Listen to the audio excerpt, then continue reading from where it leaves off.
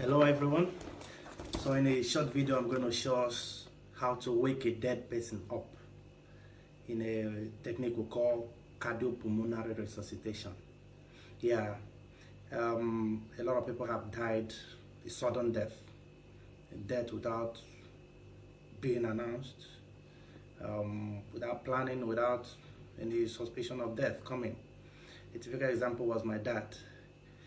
He was actually preparing to go to farm on the fateful day when he died. We just saw him on the floor. Fortunately, the person that met him there, I don't know how long he's been on the floor anyway before he was met, but we lost him because of lack of knowledge, and probably when he was met as well, it might be too late. So how do you wake a dead person up? If the dead person is fortunate enough to be met early enough, he can be brought back to life.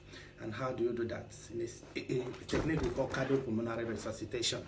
So it can be done manually with your bare hands, and it can be done as well with a device we call defibrillator. So I'm going to show us how to do it with your bare hands, because it can happen at any time, anywhere, and you may not have any equipment at hand. So how do you do it? First of all, when you see someone lying on the floor anywhere, or you saw him as he was collapsing or whatever, first thing to do is to make sure the environment is safe for you and for the patient before you dive into cardiopulmonary resuscitation. Having secured the environment, second thing is to check for the sign of life. Because this, just as I said, is how to wake a dead person up. We don't do it for people that are living. If there is any sign of life, then there is no need to do it. So first of all, you check if the person is alive, any sign of life. How do you do it? By tapping the person and calling the name, and looking as well to see if the person is breathing. So I'm going to go, hey John, are you alright? Hello, can you hear me? Hello? There's no response, so which suggests he's dead. So the next thing we'll do is to check for, I will call for help.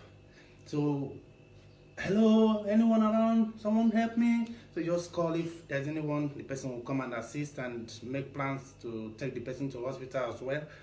If there's no one around, you don't need to leave. First of all, you have to do the CPR, cardiopulmonary resuscitation. Having called for help, the next thing is to check for airways. First of all, you tilt the head to open up the airways slightly, hand under the chin to make sure the airway is through. Then you check if the person is breathing. Look at the chest in the breathing movement. You can put your ears near the mouth to see if the person is breathing. So if he's breathing, you don't need to do CPR. All you need to do is to put him in a recovery position, lay him on the left side, tilt the mouth slightly downward so that any fluid in the mouth will flow out. But if there's no sign of breathing, that suggests the person is dead, and you need to wake the person up as soon as possible. A research suggests that if a cardiac arrest happens, in every minute that passes, the chance of the person coming back to life reduces by 10%, meaning within 10 minutes, the person is gone forever and you can't wake him up again. So what do we do? So having cleared the airway, having opened up the airways, and confirmed that the person is not breathing, so we suggest he is dead temporarily. Then we go into what we call chest compression. So in the chest compression, you do it in a rhythmic fashion. So you're going to deliver 30 chest compressions and what we call breath of life. You're going to breathe into the person's mouth or nose. If you're using the mouth, you close the nose, and vice versa. So 30 chest compressions and 2 breath of life. And the rate of delivering the compression matters a lot, and the depth of compression. So these are the things that make it effective. The depth of compression for an adult is going to be 5 cm deep. You're going to compress the chest up to 5 cm deep. Then the rate is 2 compressions per second.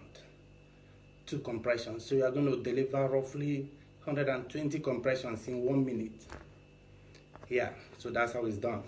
Then the place of compression is the left side of the heart, of the chest. So somewhere here around the sternum, around the breastbone, we're going to deliver it around here. If you're able to do it in a particular fashion, there is a high chance that the person will come back to life. if it's a case of cardiac arrest. So let's go.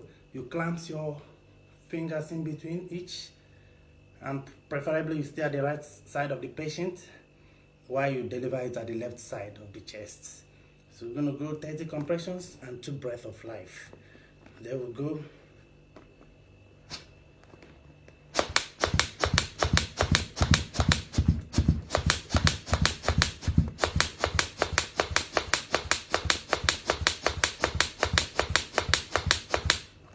Compressions, then 2 breaths of life.